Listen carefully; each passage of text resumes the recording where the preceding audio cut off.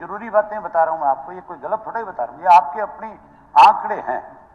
मैं उन आंकड़ों, आपने बाकियों को 8-8 मिनट दिया है, मेरी तो 5 मिनट की, उससे पहले घंटी बजानी शुरू कर दी। नहीं, वो पहले जो पार्टी के थे ना, तो मैं बिना पार्टी का हूं उनका नहीं, आप पार्टी के हो, आप पार्टी के हो, पार्टी क्यों नहीं हो? अगर उनकी पार्टी को 8 मिनट है तो मुझे नहीं होंगे? नहीं, वो बाकी लोगों खाम की बात करते हो, पार्टी की बात है।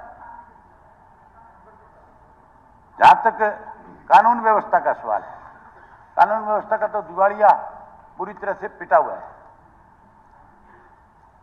जिस तरह से एक एक्स एमएलए का हमारी पार्टी के प्रधान का मर्डर हुआ, अभी उस पर एक चर्चा हो रही थी, लॉरेंस बिश्नोई गैंग का नाम लिया जा रहा था और एक सदस्य जो है भाजपा का इस बात पे ऑब्जेक्शन कर रहा था कि बिश्नोई का नाम ना लिया जाए, और दूसरी तरफ से भी इस तरह की बात कही जा रही थी।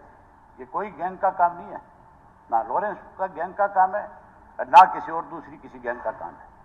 ये गैंग केवल और केवल भारतीय जनता पार्टी की है।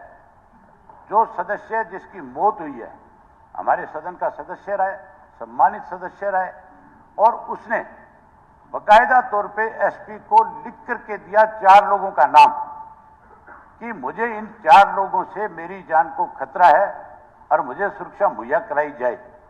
उसको सुरक्षा देने की बजाय उन 4 लोगों के नाम जब एफआईआर में लिखाए गए तो मुझे मुख्यमंत्री की तरफ से कहा गया, मैंने कहा इनको अरेस्ट करो, तो मुख्यमंत्री कहने लगे कि ये तो हमारी पार्टी के लोग हैं। तो क्या भारतीय जनता पार्टी के लोगों को इस बात की छूट है कि वो जिसको मर्जी सुपारी देकर के मरवाने का काम कर दे? इसका मतलब आपने एक नया और बीजेपी ने खड़ा कर लिया उसमें, जैसे संगठन में अलग अलग जो बनाए जाते हैं सेल, जो है ये भी एक सेल बना दिया बीजेपी ने, एक सेल इस तरह का भी बना लो, इसके ऊपर जवाब दिया था, मर्जी आप मरवाने का काम। आप कल थे नहीं, आप जवाब दिया था, चर्चा भी हुई, इस पर चर्चा भी हुई। सुनो, उसके आगे भी और बताता हूं एक बात। मुझे खुद को थ्रेट दी गई और मैंने जो है मेरे पीए ने जाकर के जींद के पुलिस स्टेशन के अंदर एफआईआर लॉन्च कराई थी। एफआईआर लॉन्च होने के बाद मुझे 2 दिन तक सिक्योरिटी बढ़ाई गई और 2 दिन के बाद मेरी सिक्योरिटी विड्रा कर ली गई। चलो सिक्योरिटी विड्रा करो बढ़ाओ, ये तुम्हारा काम है, ये तुम्हारी जिम्मेदारी है, ये तुमने देखना है।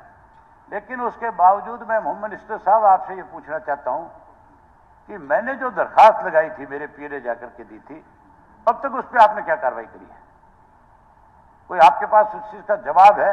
अब तक उसमें कहां तक तुम्हारी पुलिस पहुंची है, क्या क्या तुमने इस पर कार्रवाई करी है? मुझे आज तक कोई भी इंफॉर्मेशन आपकी तरफ से क्यों नहीं आई?